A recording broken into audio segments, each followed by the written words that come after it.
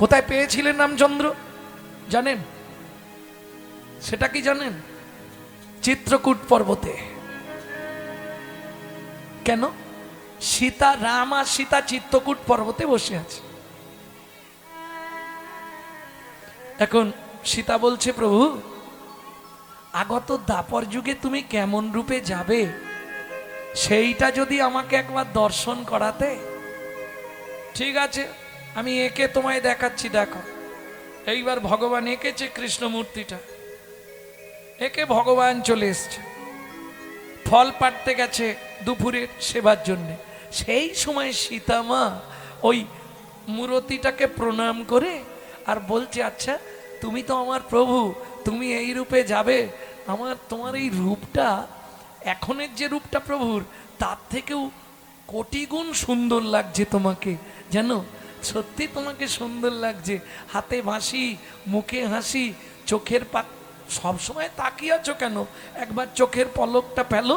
এই বলে যে এই বুকে হাতটা ঠেকিয়েছে, অমনি পাথরের মূর্তি পলক পড়িল, পাথরের মূর্তির পলক পড়িল, পাথরের মূর্তি পলক পড়িল, পাথরের মূর্তি পলক পড়িল, সীতা দেবীর পরশেতে পাথরের মূর্তি প্রাণ পাইল, সীতা দেবীর পরশেতে পাথরের মূর্তি প্রাণ পাইল। সেদিন সীতা দেবীর পরশ পেয়ে ওগো সেই গোবর্ধন ধারী হলো, হরি হরি হরি। পরশ পেয়ে ধারণ হলো, দেবীর পরশ পেয়ে। মাঝে বহু ঘটনা, সেসব বলতে গেলে আর কীর্তন শোনা হবে। ভক্তমণ্ডলী, ভক্তিমতী মায়েরা, রাজা চন্দ্রকান্ত, স্ত্রীর নাম কি বললাম? সমস্ত ভক্তমণ্ডলীর প্রসাদের ব্যবস্থা আছে, কেউ যেন অভুক্ত অবস্থায় চলে যাবেন না। বৈষ্ণব মণ্ডলীর আলাদা করে প্রসাদের ব্যবস্থা আছে, সবাই প্রসাদ গ্রহণ করবেন। কর্তৃপক্ষের কাছ থেকে এটাই আমার বলা, আপনাদের চরণে কর্তৃপক্ষের তরফ থেকে গললগ্নকৃত বাসে হাত জোড় করে বৈষ্ণব মণ্ডলীর চরণে নিবেদন রইল।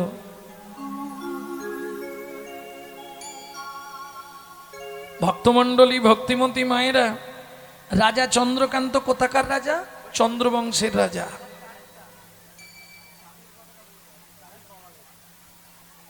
একটা চাবি গুড়িয়ে পাওয়া গেছে, একটা ঘরের সিঙ্গেল চাবি গুড়িয়ে পাওয়া গেছে। যদি কারো চাবি হয় নিয়ে যাবেন।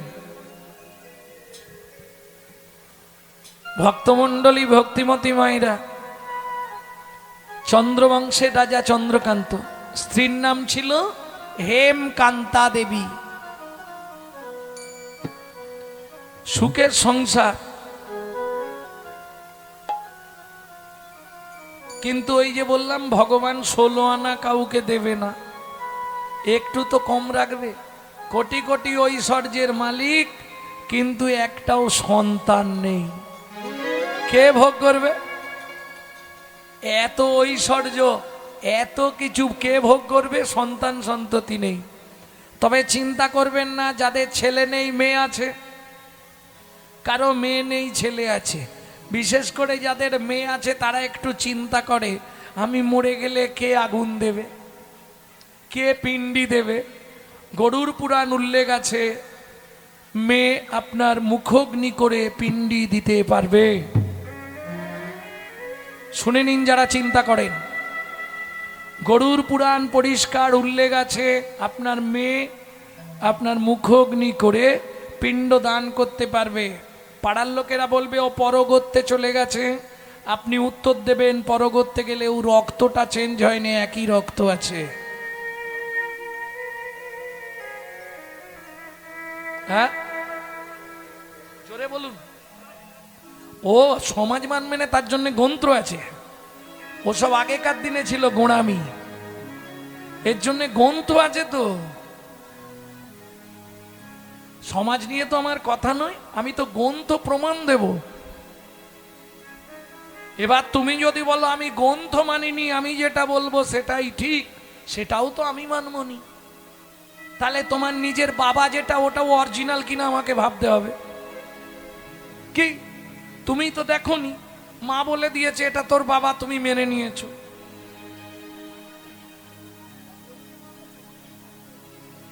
গ্রন্থে লেখা থাকলে মানমনি বললে হবে? গরুর পুরাণ শ্রী বিষ্ণু নারায়ণ বলছে আর গরুর শুনছে, যার নাম গরুর পুরাণ।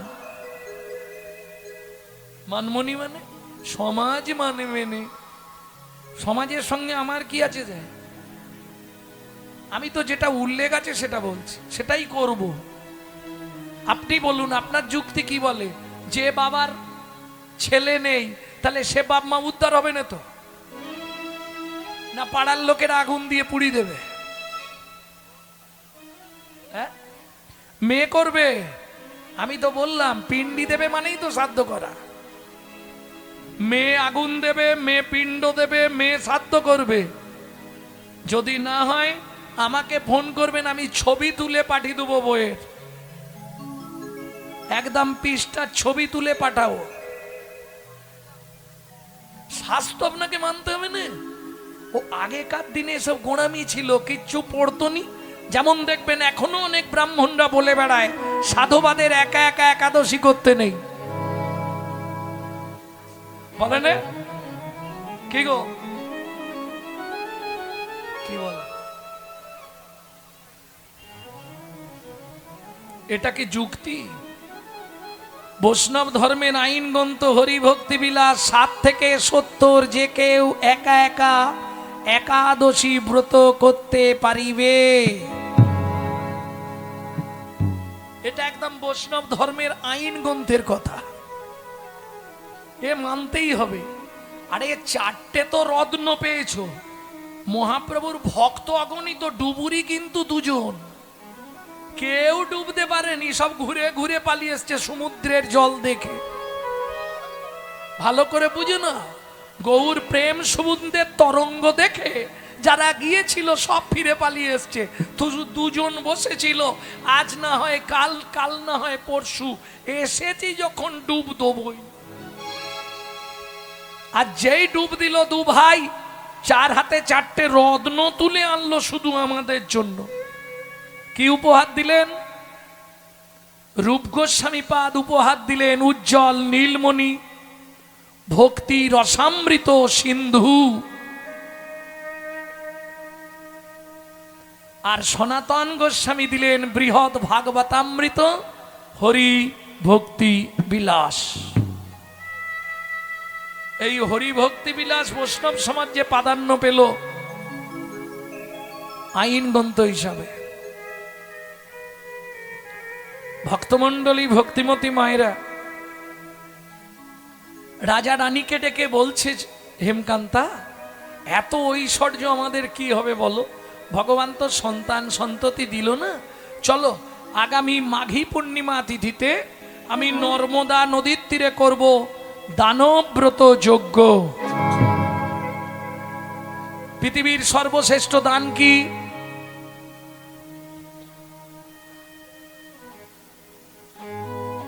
কি দান? আরে অন্নদান। সর্বশ্রেষ্ঠ দান অন্নদান, বস্ত্রদান, এগুলো দান, সর্বশ্রেষ্ঠ দান নয়। দান আবার করলেই হবে না, দান 3 প্রকার, সাত্ত্বিক দান, রাজসিক দান, তামসিক দান। কত বলবো? जो पर भी धरे सदा सो बहुदान किया न किया, जो परदार हरे सदा सो बहु तीरथ गियन गिया, बहुत्यात गिरन गिया। जो मुँह में परचा कली सो महू में हरि नाम लिया लिया। लिया नो लिया, मालूम है कि नहीं है यही है যে সকাল থেকে সন্ধে শুধু পরের মেরে খাবার ধান্দা, নিজে আত্মসাৎ করার চেষ্টা, তার দান করেই কি আর না করেই কি। হৃদয় গৌর হরি বল। এই গালাগালি দিও নি জানো, যে সর্বদা পরের দ্বারের অত তার তীর্থযাত্রা করেই কি আর না করেই কি। জো mahু মে পরচা কলি, যে মুখে সকাল থেকে সন্ধে পর্যন্ত পরের চর্চা, পরের হিংসা, পরের নিন্দা করি, সেই মুখে হরিনাম করেই কি আর না করেই কি।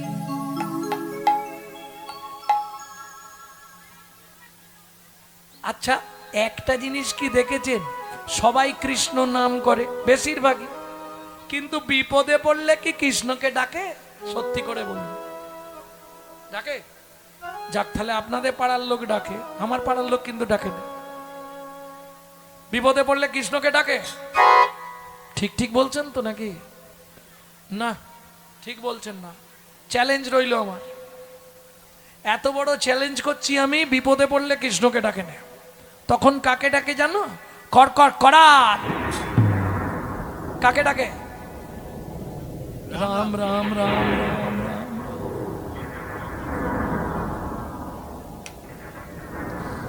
কি হলো জবার মা, কি হলো এবার?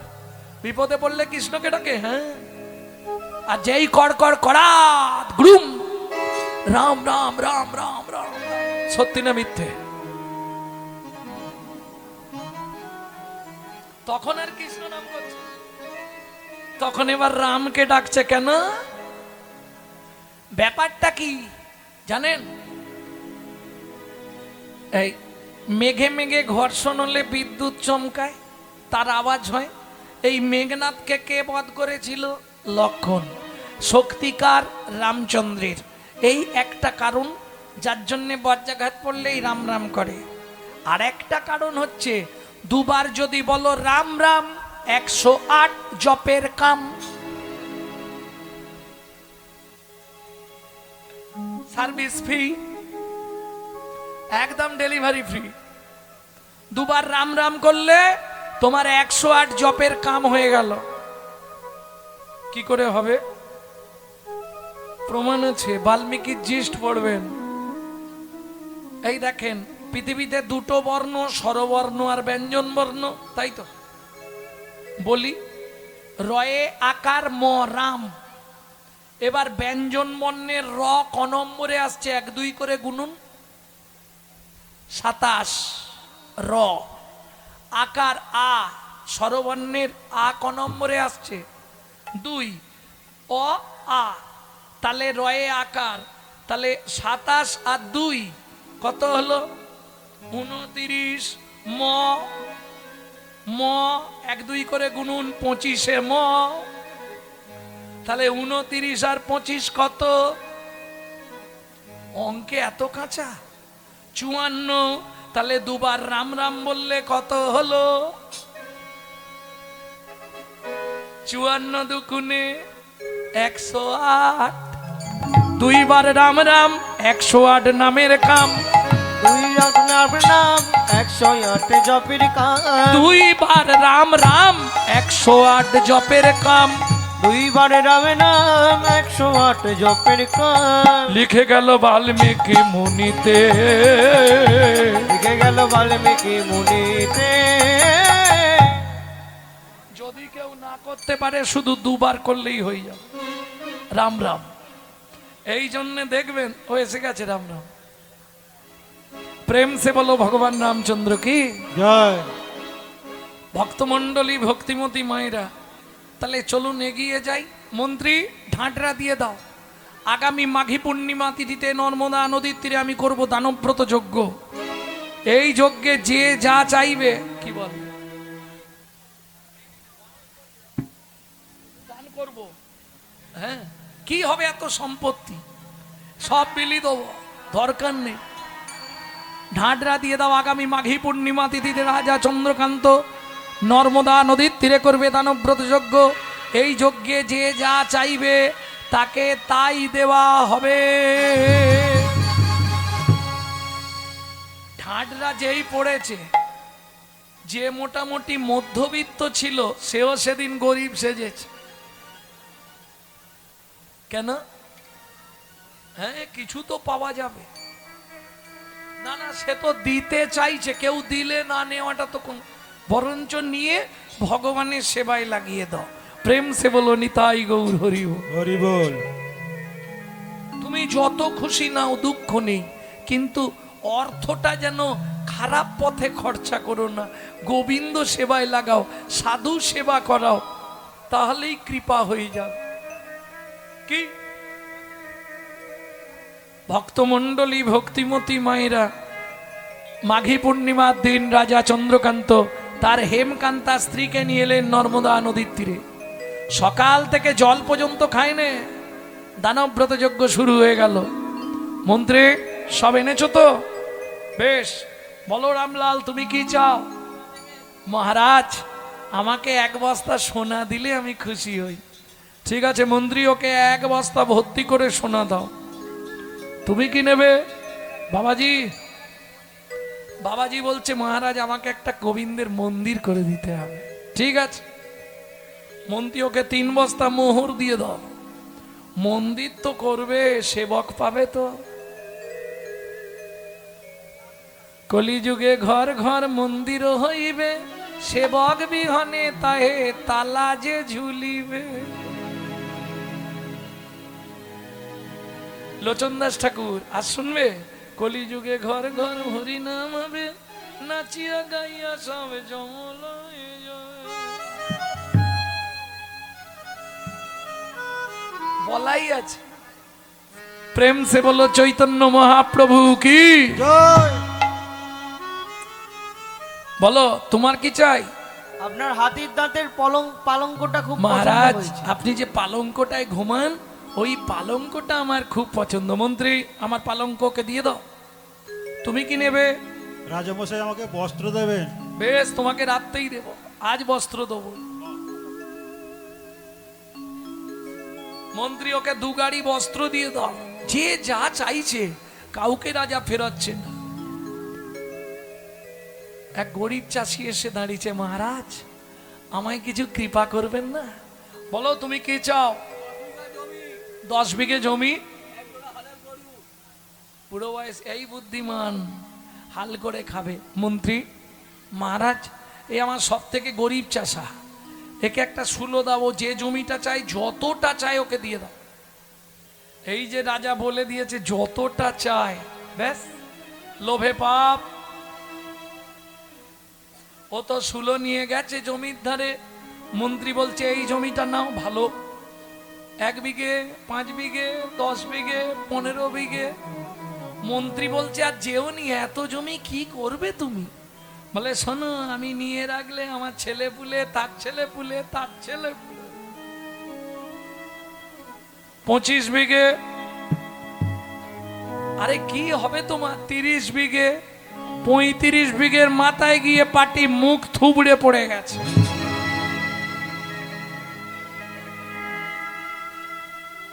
মন্ত্রী ডাকছে, ও ভাই ওঠো, শুলোটা পোঁতো। হায় হায় হায়, কে শুলো পুঁতবে? সে আর এপার বাংলায় নেই, হরিবোল হয়ে গেছে। মন্ত্রী ফিরে এলো। রাজা চন্দ্রকান্ত জিজ্ঞেস করলেন, মন্ত্রী জায়গা দিয়েছো? বলে মহারাজ ইচ্ছা ছিল 35 বিঘে, পেল মাত্র 3.5 হাত। পরের জায়গা পরের জমি, ঘর বানাইয়া আমি রই, আমি তো এই জমির মালিক নই। ও দয়াল রে, আমি তো এই জমির মালিক ও নই, বিধি রে, আমি তো এই জমির মালিক নই। পরের জায়গা পরের জমি, ঘর বানাইয়া আমি রই, আমি তো এই জমির মালিক ও নই, দয়াল রে, আমি তো এই জমির মালিক নই। প্রথম যেদিন ভবে এলাম, তুমি দিলে নতুন ঘর।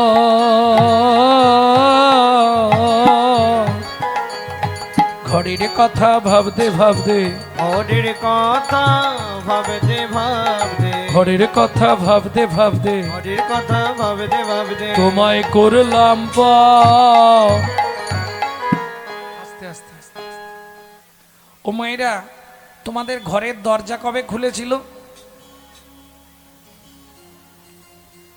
তারিখ বলতে পারবে না? ঘরের দরজা কবে খুলেছিল? তুমি জন্মের তারিখ বলতে পারবে, ঘরের দরজা খোলার তারিখ বলতে পারবে না। কেন? মায়ের পেটে থাকাকালীন দরজা খুললে তবে বাচ্চা বাইরে আসার জন্য ছটফট করে। তাহলে বাদ দিয়ে দাও, দরজা খোলার তারিখটা বলা যাবে না। আচ্ছা, বন্ধের তারিখটা তো বলা যাবে। কত তারিখে বন্ধ হবে বলো? তাহলে খোলার তারিখও বলা যাবে না, আর বন্ধের তারিখও বলা যাবে না। কেন?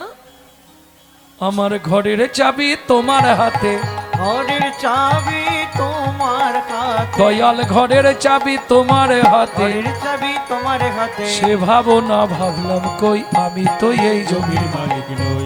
ও দয়াল রে, আমি তো এই জমির মালিক ও নই, বিধি রে, আমি তো এই জমির মালিক নই, আমি এই জমির মালিক নই। ভক্তমণ্ডলী, ভক্তিমতী মায়েরা, তাহলে এটা ভাড়াটিয়া ঘর বুঝে নিলেন। খুব মন দিয়ে শোনো, কলকাতায় আপনাদের আত্মীয় আছে কি? যারা ভাড়া বাড়িতে থাকে কলকাতায়, তাদের কাছ থেকে জানবেন মাসের 5 তারিখ হলে কেউ ভাড়া চাইবে না। বাথরুমে জল খুলবেন, জল পড়ছে না, বাবু জল পড়ছে না। ভাড়া পেমেন্ট করবেন তবু জল দেওয়া হবে। ঘরে সুইচ মারবেন, লাইট জ্বলছে না, বাবু লাইট আসছে না। ভাড়াটা দিয়ে যাবেন। একই সিস্টেম। এটা আপনার বাপ কেলে সম্পত্তি নয়, এটা ভাড়াটে ঘর। যখনই পারবেন গুনগুন গুনগুন করে যদি ভাড়াটা পেমেন্ট করে দিতে পারেন তাহলে বেঁচে গেলেন। আর না হলে হঠাৎ করে দেখবেন স্যাটেলাইট অফ করে দিয়েছে, কোথাও কিছু নেই, বাথরুমে জল বন্ধ, পেট ফুলে জয় ঢাক, কিডনি ড্যামেজ। একই সিস্টেম। সে যে কতদিন চলবে সব ধরা পড়বে। ক্যামেরা চলছে, ওই ক্যামেরায় শিরা উপশিরার ছবি ওঠে, কিন্তু তোমার মন কি বলতে চাই ও ক্যামেরায় ধরা পড়বে না, ওটা গোবিন্দের ক্যামেরায় ধরা পড়ে যাও। হরি বল। বুঝলে না? মন ভালো নয়, তীর্থ করে আর মিছামিছি খেটে মরে। ভক্তমণ্ডলী, ভক্তিমতী মায়েরা, তাহলে রাজা চন্দ্রকান্ত দানবব্রত যজ্ঞ শেষ করলেন। মন্ত্রে তুলসী পাতা গঙ্গার জল হাতে নিয়ে এবার দানবব্রত যজ্ঞ শেষ করব। তার আগে একবার জেনে নি কেউ কি বাকি আছে কিনা। হে প্রজাগণ, আজ সকাল থেকে যে দানবব্রত যজ্ঞ চলছিল এবার তার সমাপন হবে। সমাপন করার আগে একবার জানতে চাইছি, আর কি কেউ দান নিতে বাকি আছো? আমি আছি গো, আমি এখনো বাকি আছি, বাকি আছি, বাকি আছি, বাকি আছি। বাকি। কোথায় তুমি? আসছি মহারাজ। এসে দাঁড়ালেন, চমকে উঠল রাজা দেখে। কোথায়? হেন কালে নারদ ঋষি দাঁড়ালো সম্মুখে আসি। কালে নারদ ঋষি দাঁড়ালো সম্মুখে আসি, কহিলেন মধুর বচন, কহিলেন মধুর বচন, আমি এখনো বাকি আছি, আমি এখনো বাকি আছি, তুমি আমায় দান করো রাজা, আমি এখনো বাকি আছি। আমায় দান করো রাজা, তোমার দান গ্রহণের অভিলাষী। হরি হরি হরি আমায় বল। দান করো রাজা, গ্রহণের অভিলাষী, আমায় দান করো রাজা, আমি এখনো বাকি আছি। এখনো বাকি আছে।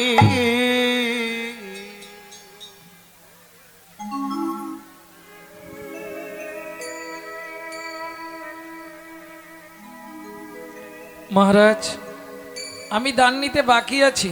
রাজা চন্দ্রকান্ত নারদ মুনিকে দেখেই ক্রোধে অগ্নি প্রজ্বলিত। দূর হয়ে যা সম্মুখ হতে পেশনির কুমার, পেশনির কুমার। রাজা চন্দ্রকান্তে দান মাগো কি সাধ্য তোমার, কি সাধ্য তোমার।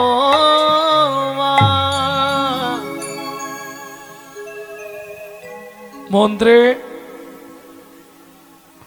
একে ঘাড় ধাক্কা দিয়ে বার করে দাও।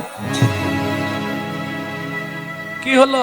80 মণ দুধে 1 ফোঁটা গোচনা পড়ে গেল। বৈষ্ণবেতে হয় যদি ক্ষুদ্র অপরাধ, ক্ষুদ্র ক্ষুদ্র অপরাধ মহা মহা ভজনে ভজনে পড়ি যায় বা পড়ি যায়, পড়ি যায় বা।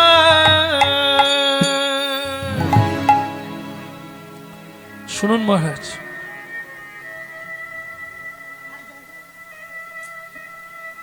কীর্তন কি বন্ধ করে দেবো?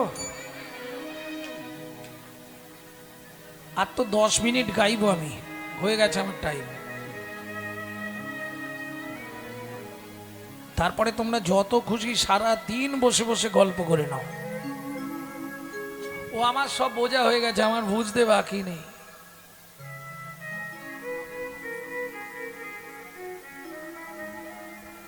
ভক্তমণ্ডলী, ভক্তিমতী মায়েরা,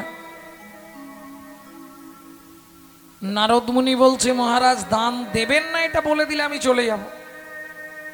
কিন্তু যে ব্যবহারটা আপনি আমার সঙ্গে করলেন এটা মোটেই বাহ্য নয়। আমি দাসীর পুত্র, আমি পেশনির কুমার, আমার জন্মকর্মের ঠিক নেই। শুনুন মহারাজ, আমি ভেবেছিলাম আপনি ভক্তি সম্পন্ন, বিবেক বিবেচনা জ্ঞান আপনার আছে, কিন্তু যে মহাপাপ আপনি করলেন এর জন্য আগত জন্মে আপনাকে নিষাদ কুলে চণ্ডালের ঘরে জন্ম নিতে হবে। দূরে দাঁড়িয়েছিল রাজা হেমকান্তের, চন্দ্রকান্তের স্ত্রী হেমকান্তা দেবী ছুটতে ছুটতে এসে নারদ মুনির চরণে আছাড় খেয়ে পড়ল। ও গো মুনিব,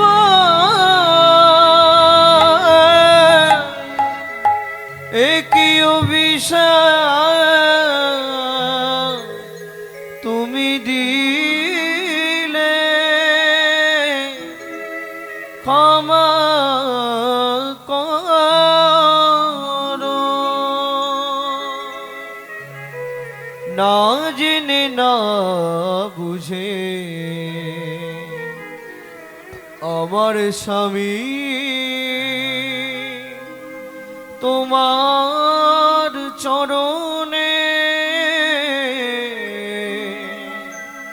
কঠিন অপরাধ করেছে।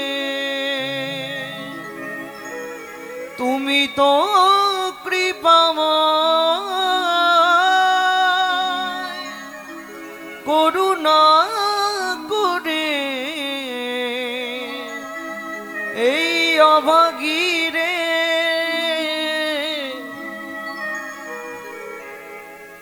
কৃপা কর। ওঠো মা, চরণ ছেড়ে ওঠো, আমার চরণ ছেড়ে ওঠো মা। মুনিবর, নিষাদ কুলে চণ্ডালের ঘরে জন্ম নেব তাতে কোনো দুঃখ নেই মুনিবর। জীবনে একটাই দুঃখ, এ জীবনে তো একটাও সন্তান পেলাম না। যে কুলে জন্মগ্রহণ করি একটা আশীর্বাদ আপনি আমাকে করুন।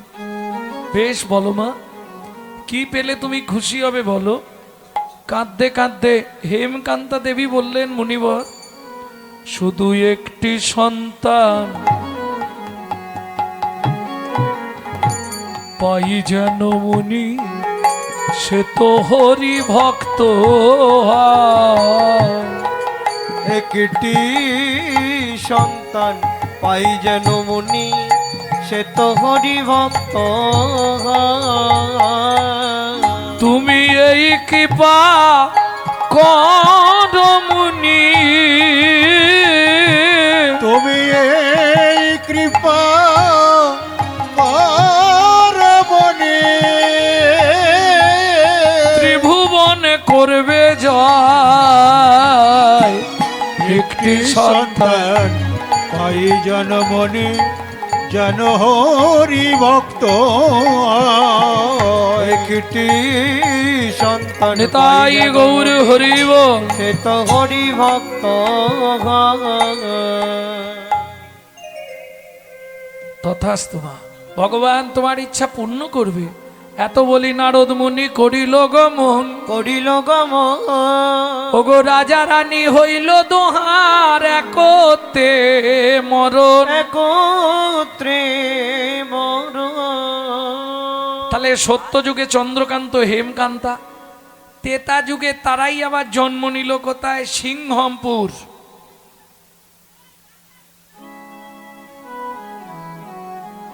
নাম হলো সবর সবরী। একটা সন্তান জন্মালো, নাম রাখলেন গুহক।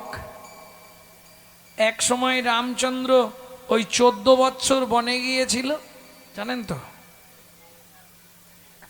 কৈকেয়ীর পরামর্শ শুনে না, এটাও মিথ্যে কথা। গভীর রাত্রিতে রাম গেল কৈকেয়ীর ঘরে। ছোট মা, কিরে? আমি রাম। এত রাতে? কালকে বাবা আমাকে রাজ্যের দায়িত্ব দেবে, রাজ্য অভিষেক হবে, তুমি আমার একটা উপকার করবে ছোট মা? কি রে? তুমি বলবে রাম রাজা হবে না, আমার ছেলে ভরত রাজা হবে। না, আর রামকে 14 বৎসরের জন্য বনে দিতে হবে। না বাবা, এটা আমি পারবো না। এটা যদি আমি বলি, সারা পৃথিবীর নরনারীরা আমার প্রতি আঙুল তুলবে, বিশেষ করে নারীরা বলবে আমি নারী জগতের কলঙ্কিনী। এটা আমি পারবো না। শোনো না ছোট মা, তুমি যদি আমার এই উপকারটা করে দাও, আমি তোমাকে একটা ভালো গিফট দেব, পুরস্কার দেব। শুনি। ও রাম, কি দিবি? শোনো মা, তুমি যদি এইটা করো তাহলে আমি তোমায় উপহার দেব। কি? আগত দাপর যুগে আমি তোমার গর্ভে জন্ম নেব। তোমার গর্ভে জন্ম নেব, তোমার গর্ভে জন্ম নেব। তোমার গর্ভে জন্ম নেব। রাধে, প্রেসার কমে যাচ্ছে, মাইকের প্রেসার কমছে।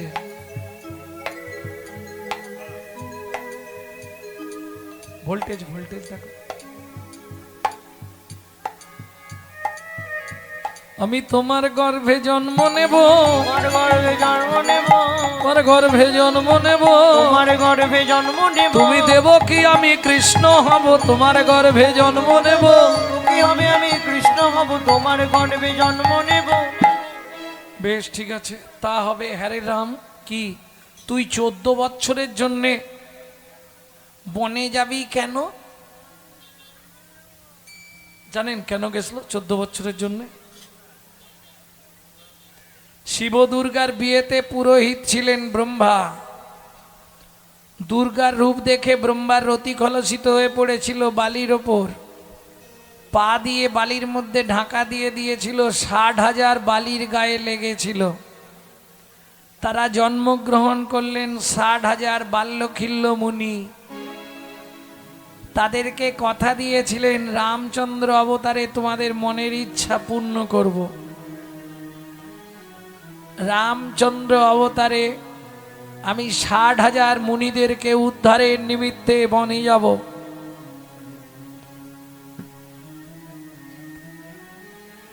কইকেই বললে, হ্যাঁ রে রাম, তোর কথা মনে থাকবে? বলে, মনে আছে কিনা এসেই প্রমাণ দেবো। কি করে? আমি ফিরে এসেই বন থেকে তোমার কোলে এই প্রথমে বসবো, তাতেই তুমি বুঝে নেবে আমার মনে আছে কিনা। বুঝা গেল? 14 বছর পর রামচন্দ্র ফিরে এসে সবার প্রথম গিয়ে কৈকেয়ীর কোলেই বসেছিলে, কৌশল্যার কোলে বসেননি। বসেই বলছে, মনে আছে তো? তাহলে হ্যাঁ মনে আছে। সেই রাম যখন ওই পঞ্চবটী বনে প্রবেশ করলেন, লক্ষণ সীতাকে রেখে রামচন্দ্র চললেন 60,000 বাল্যখিল্য মুনির খোঁজে। গভীর জঙ্গল, জঙ্গলের মধ্যে এই দুপুর বেলা রবির তাপ, গলা শুকনো হয়ে যাচ্ছে, পথ ভুলে গিয়ে পথ আটকে গেছে, কোনো দিক দিয়ে বেরোতে পারছে না জঙ্গলে। চিৎকার করে কেঁদে উঠলো, রামচন্দ্র এখানে কেউ আছো? আমায় একটু জল দেবে, প্রচন্ড পিপাসা লেগেছে। ঠিক সেই সময় শবরী মায়ের ছোট্ট ছেলে গুহক মাথায় করে কাঠের বোঝা নিয়ে আসছিল জঙ্গল থেকে। কাঠের বোঝাটা নাবিয়ে ছুটে গেল। ও লোকটা, কি হয়েছে তোমার? একটু জল দাও না, গলা শুকিয়ে গেছে, কথা বলতে পারছি না। শোনো, এখানে কোথাও জল নেই। ভগবান রামচন্দ্র বলে, তাহলে আমি মরে যাব। আচ্ছা দাঁড়াও, দেখছি। ছোট্ট ছেলের বুদ্ধি, একটা কচু পাতা ছিঁড়েছে, চোখের নিচে ধরেছে, আর তর্জনী আঙুল দিয়ে চোখের মধ্যে ঘষা দিয়ে জল বার করছে। রামচরণ সুখ ভজ মন রামচরণ সুখ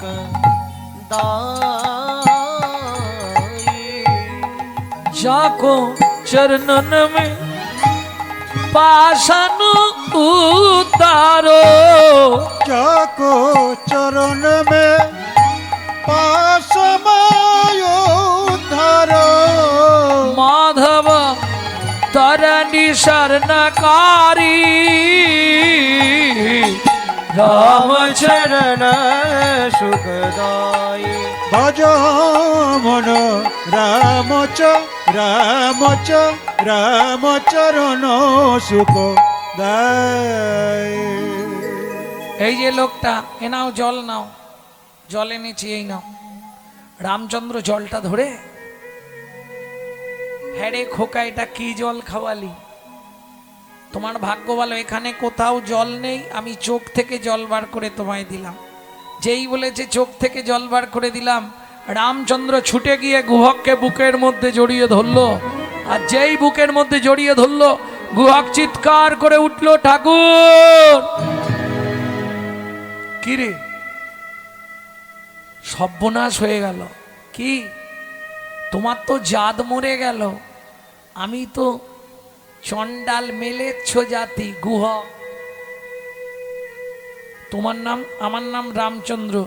তাহলে তুমি তো ঠাকুর মানুষ, তুমি আমায় ছুঁয়ে ফেললে, তোমার তো জাত মরে গেল গুহক। কে বলেছে তোকে? শাস্ত্র কি বলে জানিস? কি বলে ঠাকুর? চণ্ডাল হবি মুনি শ্রেষ্ঠ, হরি ভক্তি পরায়ণা। চণ্ডাল চণ্ডাল নয় যদি কৃষ্ণ বলে, যদি কৃষ্ণ বলে। ব্রাহ্মণ চণ্ডাল হয় যদি অসৎ পথে চলে, যদি অসৎ পথে চলে। কিছু বুঝলে? কিঙ্কুলেন বিশালেন গুণহীনস্তি জোনারা, অকুলীন শাস্তজ্ঞ দৈব তৈরপি পূজ্যতে। বুঝলে কিছু? বিশাল বংশে জন্মগ্রহণ করে সে পুত্র যদি গুণহীন হয়, সন্ধ্যের পরেই তৈরি। কিন্তু বিশাল বংশের ছেলে, কিঙ্কুলেন বিশালেন গুণহীন অস্তি জোনরা, অকুলীন মুচির ছেলে শাস্তজ্ঞ, দৈব তৈরপি পূজ্যতে, দেবতারাও তার চরণ পূজা করে। গুহক, আজ থেকে তুই আমার বন্ধু হবি। ঠিক, তুমি কত বড় লোক, আমি এইটুকুনি ছেলে, বন্ধুত্ব হয়? বলো। ঠিক আছে, এখন আসি। হ্যাঁ, কাঠ গেলে ভাত রান্না হবে, আসছি। গুহক কাঠের বোঝা মাথায় নিয়ে নাচতে নাচতে ঘর ফিরছে। কৃষ্ণ কেশব কৃষ্ণ কেশব কৃষ্ণ কেশব তাই রাম রাঘব রাম রাঘব রাম রাঘব। কৃষ্ণ কেশব কৃষ্ণ কেশব কৃষ্ণ কেশব তাহি মা, রাম রাঘব রাম রাঘব রাম রাঘব রক্ষমা। কৃষ্ণ কেশব কৃষ্ণ কেশব কৃষ্ণ কেশব তাহি মান, রাম রাঘব রাম রাঘব রাম রাঘব রাক্ষমা গুহক মা এত দেরি কেন? আগে কাঠটা নামাই বলছি। সবরী মা এত দেরি হলো কেন? ওমা মা কি হয়েছে জানো?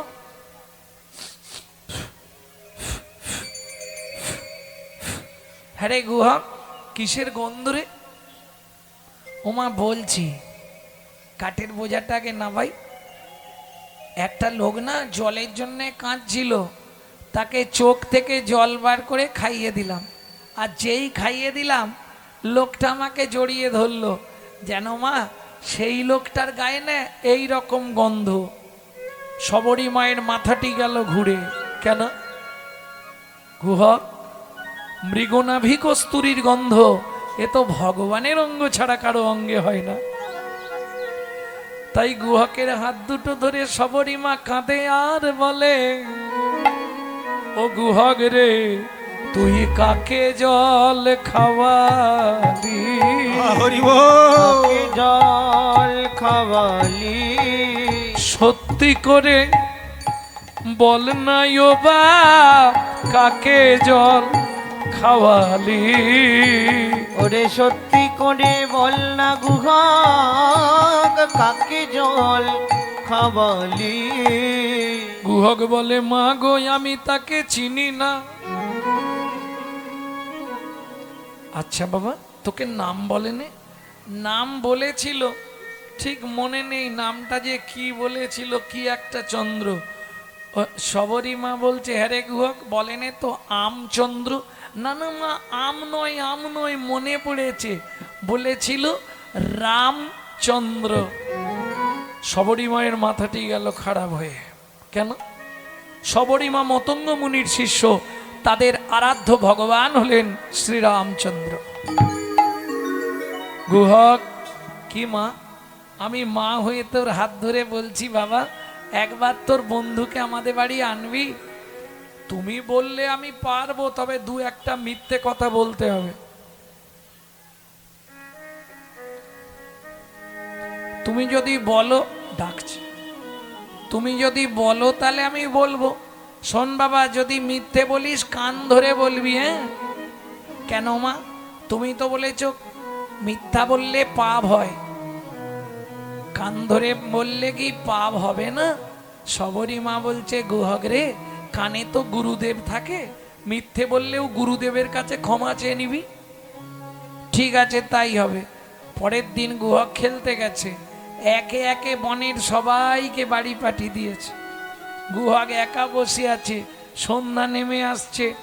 গুহক মনে মনে ভাবছে এবার একটা গান গাই, গান গাইলেই বন্ধু এই রাস্তা দিয়ে যাবে, দাঁড়িয়ে যাবে। গানটা আপনাদের শোনাবো, যদিও গানটা গাইতেন আমার দাদুর দাদুর দাদু শশীভূষণ চক্রবর্তী। তারপরে গাইতেন দাদুর দাদু রাম চক্রবর্তী। তারপরে গাইতেন দাদুর বাবা মাধব চক্রবর্তী। তারপরে গাইতেন দাদু যতীন্দ্রনাথ চক্রবর্তী। তারপরে গাইতেন বাবা কালীপদ চক্রবর্তী। এখন গাইছি আমি গৌরাঙ্গ চক্রবর্তী। পরবর্তী জেনারেশন তৈরি হচ্ছে, আমারই একমাত্র সম্পদ গৌরব কৃষ্ণ চক্রবর্তী। নিতাই গৌর হরি বল। গুহক, কিরে গানটা তাহলে শোনাই আপনাদের নাকি? দু লাইন অন্তত শোনাই, কারণ এই গানটির সঙ্গে আমার জীবনের একটা ঘটনা জড়িয়ে আছে। তো কিছু অপ্রচলিত গান, যেগুলো আমাদের বংশগত গান, বাইরে পাবেন না, এই গানগুলো কিন্তু আমি শিখেছি আমার মায়ের কাছ থেকে। লিভার ক্যান্সার পেশেন্ট ছিল, 22 বছর শুধু নামের দ্বারাই বেঁচেছিলেন। এই মায়ের কাছে আমার শেষ গান শেখা। গত বছর চলে গেলেন। তবে এ জগতে সত্যি মা চলে গেলে আর পৃথিবীতে থাকতে ইচ্ছা হয়।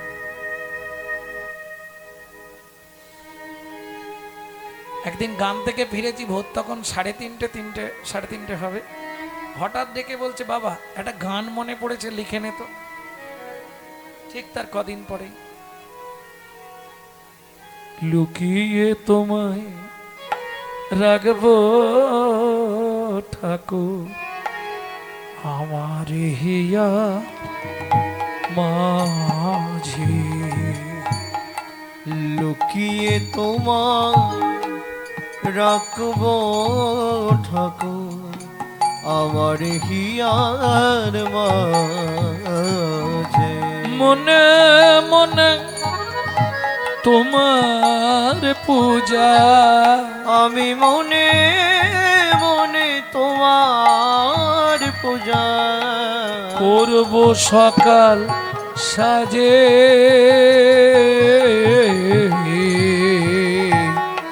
আমার হিয়া মাঝে, লুকিয়ে তোমায় রাখবো ঠাকুর আমার হিয়ার মাঝে।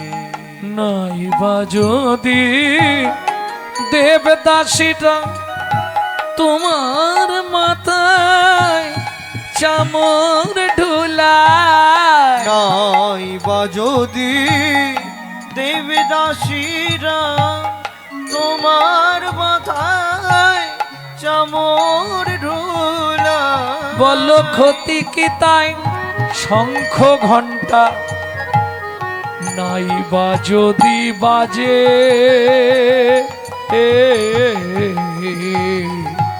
আমার হিয়ার মাঝে, লুকিয়ে তোমায় রাখবো ঠাকুর আমার হিয়ার মাঝে। লুকিয়ে তোমায় রাখবো ঠাকুর আমার হিয়ার মাঝে। ও গুহক, এখনো বসে আছিস? ও বন্ধু, এই দেখো না পায়ে লেগেছে, বাড়ি যেতে পারছি না। রামচন্দ্র বলে, চল তোকে কাঁধে করে দিয়ে আসবো। দিয়ে এলে তো ভালোই হয়। ঠিক আছে, তাহলে তুই আমার কাঁধে ওঠ। কেন? আমারও ভালো হয়, কাঁধে করে দিয়ে আসবো। গুহক বলছে, তাহলে তো ভালোই হয়। রামচন্দ্র বলছে, আমারও ভালোই হয়। কেন? মনে মনে বলছে, গুহক রে, সেদিন তুই আমাকে তোর চোখের জল খাইয়েছিস, আজকে যদি একবার তোকে আমি কাঁধে তুলতে পারি, কাঁধে তুলতে ও পারি, গুহক, আমি নয়ন জলে ধোয়াইয়ে দেব, নয়ন জলে ধোয়াইয়ে দেব, তোর সেদিনের ঋণ শোধ করব, নয়ন জলে চরণ ধোবাইয়ে দেব। সেদিনের ঋণ শোধ করিব, আয় রে গুহক কাঁদে আয় রে, সেদিনের ঋণ শোধ করিব, আয় রে গুহা কাঁদে আয় রে, ওর সেদিনের ঋণ শোধ করিব, নয়নে জলে চরণ ধুয়াইয়ে দেব। আয় আয় আয়। উঠবো কি করে? পিঠে পা দিয়ে ওঠ। না না, আমি ওই গাছের ডালটায় উঠছি, তুমি ওর নিচে গিয়ে দাঁড়াও, তোমার কাঁধে বসে পড়বো।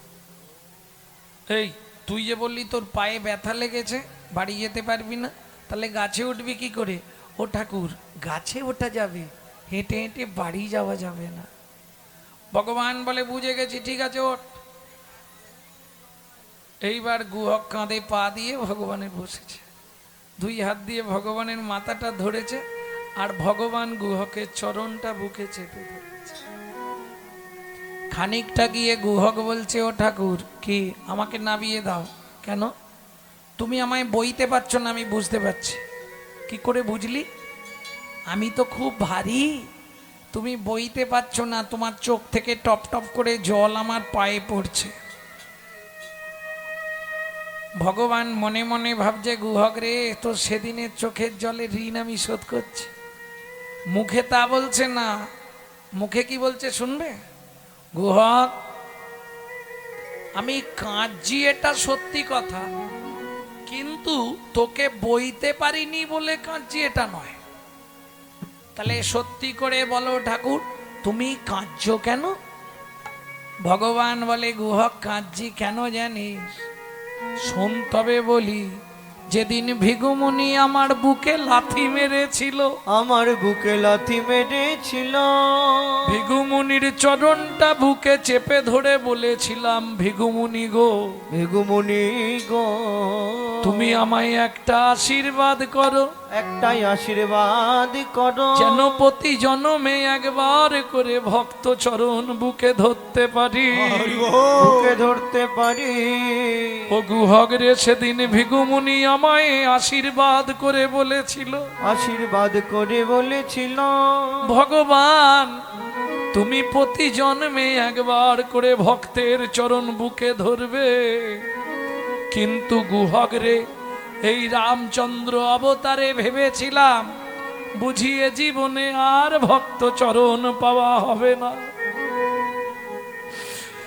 কিন্তু আজ তোর চরণটা বুকে ধরে কি ভাবলাম জানিস, আমার তাপিক পরা জুড়াইয়ে গেল, তাপিক পরাণ জুড়াইয়ে গেল, তাপিক পরাণ জুড়াইয়ে গেল, আমার তাপিক পরাণ জুড়াইয়ে গেল, চরণ ধরে তাই কাঁদিছি, তাপিক পরাণ জুড়াইয়ে গেল আমি চরণ ধরে তাই কাঁদিছি, দয়াল জুড়াইয়ে গেল জন্মে জন্মে চরণ দিবি, জন্মে জন্মে চরণ দিবি তুই প্রতি জন্মে বন্ধু হবি, জন্মে জন্মে চরণ দিবি, প্রতি জন্মে বন্ধু হবি, জন্মে জন্মে চরণ দিবি।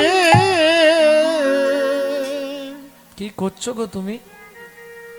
এই দেখো চরণটা ওইভাবে চেপে ধরছো কেন বুকের মধ্যে? ভক্তের রাঙা চরণটা বুকে ধরে ভগবান কাঁদছে। এখনো কতটা রে, এসে গেছি মা, ও মা। সবরী মা বেরিয়ে এলো, কোথায় উঠেছিস গুহাক? অমৃত নিন্দিত বাণী ভুবন মঙ্গল ধ্বনি, অমৃত নিন্দিত বাণী ভুবন মঙ্গল ধ্বনি, আর তা হেসে হেরো সহিতে, আর তা হেসে হেরো সইতে, সবরীর কর্ণে আসি প্রবেশিল সুধারাশি, নবরীর কর্ণে আসি প্রবেশিল সুধারাশি, হিয়া ধরি রহে চমকিতে, ইয়া ধরি রহে চমকিতে। গুহা কোথায় উঠেছিস রে নাম?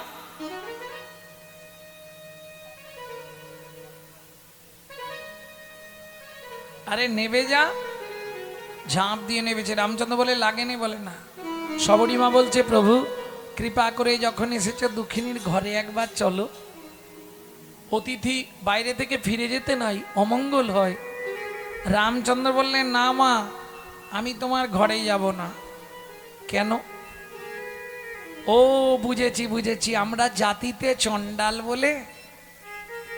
শোনো প্রভু, জাতিতে চণ্ডাল মোরা, তোমায় অন্ন নাহি দেব, অন্ন নাহি দেব, পাকা মিষ্টি ফল আছে একটা ভোজন করাইব, একটা ভোজন করাইব। রামচন্দ্র বললে হবে না মা।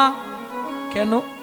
যেদিন আমি বনে আসছিলাম পিতা আদেশ করেছে, রাম কি কারো ঘরে না যাইবা, কিছু না খাইবা, কিছু না খাইবা, 14 বছর বনে বনে ভ্রমণ করিবা, ভ্রমণ করিবা, আমি খাবো না, যাবো না। তবে তোমার ফল খাওয়ানোর যখন এত ইচ্ছা, কথা দিচ্ছি আগত দাপর যুগে তুমি জন্ম নেবে মথুরা থেকে 5 কোষ দূরে যমদা নগরে, যমদা নগরে, যমুনা পার হয়ে বৃন্দাবনে ফল বেচতে আসবে। কথা দিলাম সেদিন ফল চেয়ে খাবো, সেদিন ফল চেয়ে খাবো, যেদিন ব্রজেন্দ্র নন্দন হব সেদিন ফল চেয়ে খাবো, ব্রজেন্দ্র নন্দন হব। বলি মাগো তোমায় কথা দিলাম, ব্রজেন্দ্র নন্দন হব, আগো তোমায় কথা দিলাম, ব্রজেন্দ্র নন্দন হব, সেদিন ফল চেয়ে খাব। তাহলে তৃতীয় জন্ম কিরাত কিরিতানি, বেদ আর বেধিনী। ওই বেধিনী কি করে? মথুরার বাগান থেকে ফল পাড়ে আর বৃন্দাবনে ফল বেচতে আসে। তোরাকে ফল নিবিরে এলাম ফল বিকিতে। তোরাকে ফল নিবিরে এলাম ফল বেচিতে। তোরাকে ফল নিবিরে এলাম ফল বেকিতে। আমার ফল আমারে ফল আমার ফলে একবার খেলে অমর হবে সে। ফল নিবিরে এলাম ফল বেকিতে। তোরাকে ফল নিবিরে এলাম ফল বেকিতে।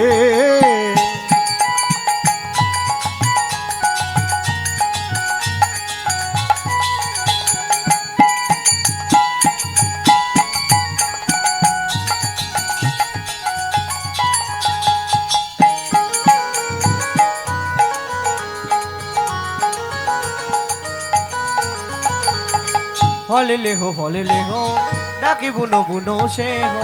ফল লেহো ডাকে পুন পুন সে হো। ফলে লেহো ডাকি বুনো বুনো সে হো। ফল লেহো ডাকে পুন পুন সে হো। আমার ভয় আমার ভয় আমার ভয় একবার গেলে অমর হবে সে। ফল নেবে গো এলাম ফল বেকিতে। তোরাকে ফল নিবি গো এলাম ফল বেকিতে। ফল নিবিরে এলাম ফল বেচিতে। তোরাকে ফল নিবিরে এলাম ফল বেকিতে।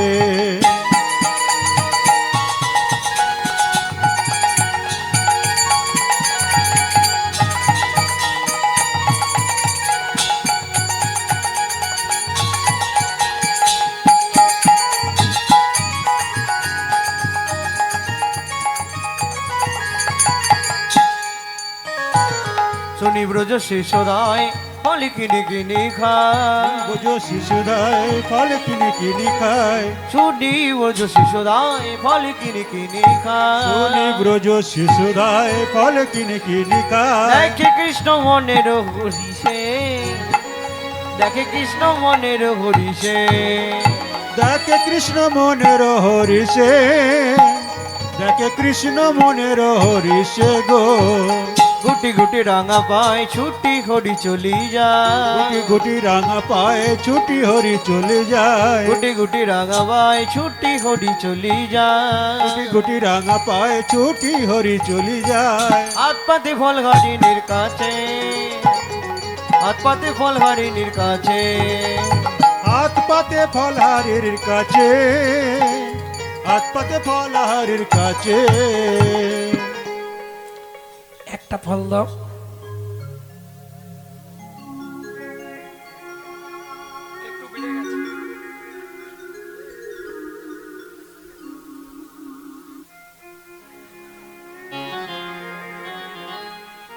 ফল তো দেবো, তোর নাম কি? তোর মায়ের নাম কি বল? একটা ফল দেবে, মায়ের নাম বল, বাবার নাম বল। এই যে আমি এমনি এমনি তোমার থেকে ফল নেবো নাকি? শুনি কৃষ্ণ কৌতূহলী ধান্য লইয়া এক অঞ্জলি। শুনি কৃষ্ণ কৌতূহলী ধান্য লইয়া এক অঞ্জলি। কর হইতে পড়িতে পড়িতে ও সে কর হইতে পড়িতে পড়িতে। অবশেষে ছটি ছিল ফলহারিণীর ঝাঁকাই দিল। অবশেষে ছটি ছিল ফল হারিণীর ঝাঁকায় দিল। এই যে এ নাও, ছটা ধান দিলাম কেন জানো? তোমার ছটার ছুটি ঘটবে, ছটার ছুটি ঘটবে। ওই কাম কামনা দূরে যাবে। ছটার ছুটি ঘটবে, কাম কামনা দূরে যাবে। ছটার ছুটি ঘটবে। আস্তে আস্তে। ফল দিয়েছে, ফলটা হাতে নিয়েছে। এদিকে ফলবালি মনে মনে ভাবছে চারটে ফল আছে, বেঁচে দিয়ে যাব। ও মা বিস্ময়ে হলেন হতবাক। কি হলো? ফলের ঝাঁকা হইল রত্নে পূরিত। ফলের ঝাঁকা হইল রত্নে পূরিত। এই খোকা, এগুলো কি? সোনা দানা মণিমাণিক্য, এ তো আমার প্রয়োজন নাই। তুমি যা যা দিয়েছিলে সব ফিরিয়ে দিলাম, এইগুলোই তুমি নিয়ে যাও।